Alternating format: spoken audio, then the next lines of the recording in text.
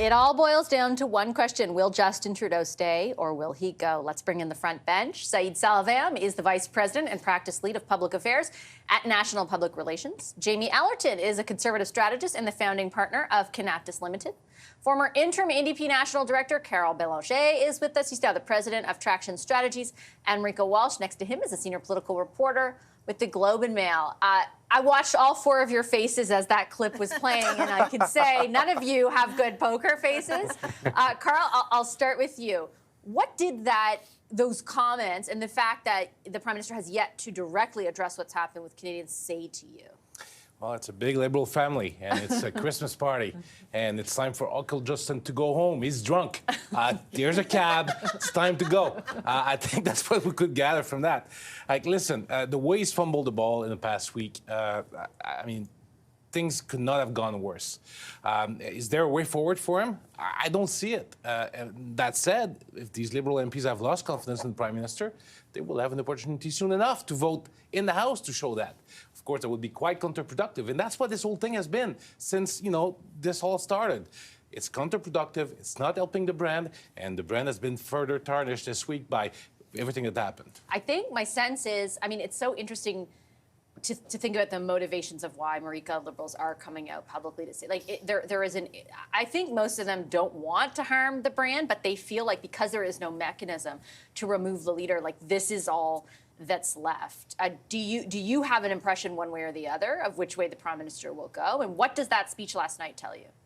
I don't have an impression of which way he'll go. I think it's a bit of like a Rorschach's test, depending on what the person you're talking to wants the outcome to be, they're interpreting more into what the words mean.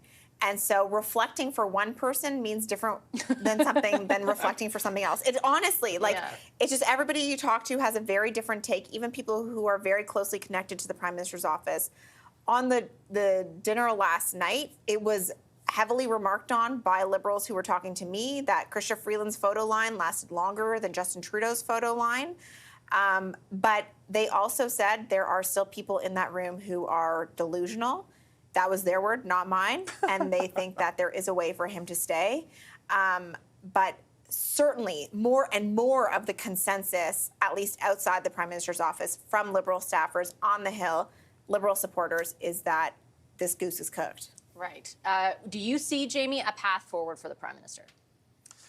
In the sense that the Prime Minister controls the process, yes, Vassy, I guess there is, in a very technical, literal sense, a path forward for him. I think so much of politics that we often forget does come down to who has actual power and who has influence on the process. And it seems his critics in the Liberal Party so far and in the public writ large have been kind of appealing to using moral persuasion to try and get him to step down.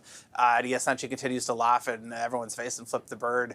And I think when you hear what he had to say last night at the Liberal Party's Christmas party, that's not a man that looks like he's second-guessing himself and is wrapped very much in his own narcissism. And so I think if you're now a Liberal MP and you are actually looking to find new leadership for your party in the new year, you got to get into really hard politics. How many of them are going to write the speaker over the holiday and early in January and say, I'm now sitting as an independent, and start to bail on the party one by one in the parliamentary caucus to force the Prime Minister's hand? I think when you look at the fact that they're now rumoring for another shuffle this week, and we're all just supposed to forget that they've been putting all this stock into Mark Carney coming in, Chrystia Freeland perhaps pulled off the biggest coup of the week, and she's rehashed her entire reputation overnight after authoring so much hand by hand with Justin Trudeau in terms of what this Liberal government's done to get them into this mess. And so short of the actual hard politics of executing a process that's going to force the Prime Minister's hand, I think he's going to continue to fight on and laugh at us all in the process.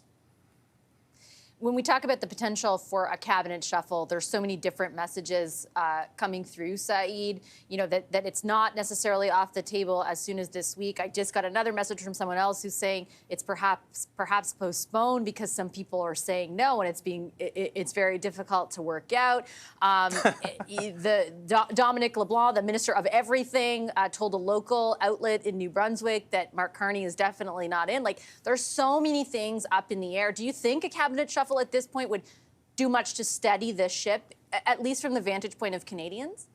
No, and I think it's absolute chaos. And I think that this is something that we're seeing unwind internationally as well. I mean, our reputation as a country, as a democracy, as a stable economy is all up in the air right now. And when it comes to our economic recovery, it is so important to demonstrate that we are stable and we are in such a tough position. So when it comes to the cabinet shuffle or potential cabinet shuffle this week, it is very, very challenging, especially when the Prime Minister has one of his closest allies in cabinet resign on Monday. It's going to be super challenging to get other members of the Liberal Party or other MPs to step up and accept that position.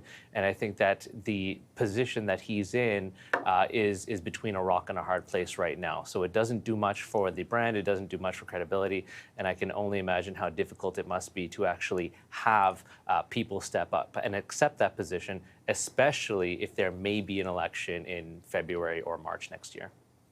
Yeah, Vassy, if I can Jamie's quickly point, there, I think go for one it. of the things on the cabinet shuffle for trying to apply a bit of rationality to this, we know people go home and spend time with loved ones and get away from the Ottawa bubble over the holidays.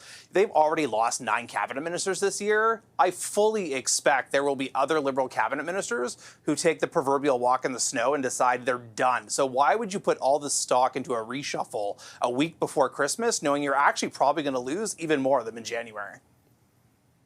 Maybe you've had those conversations, Karl, and you're assured at this point. I don't know that maybe you won't, but I guess who knows? As far as Jamie had raised another point that I think is interesting, like at what point is there critical mass, to force the Prime Minister to actually make a change? I thought that Jenica Atwin today, who also told a local outlet, she's a New Brunswick MP, she's the one who moved from the Greens to the Liberals, that she won't run again. If people have not gone that far. Lots of the more outspoken people aren't running again. Others say they're still going to run. Like the fact that she's willing to say, I'm not actually even going to run if the Prime Minister stays the leader. If there's more of that, perhaps it makes a difference. I don't know. Yeah, I'm not sure. I mean, it is extremely hard to push out a leader who wants to hang around.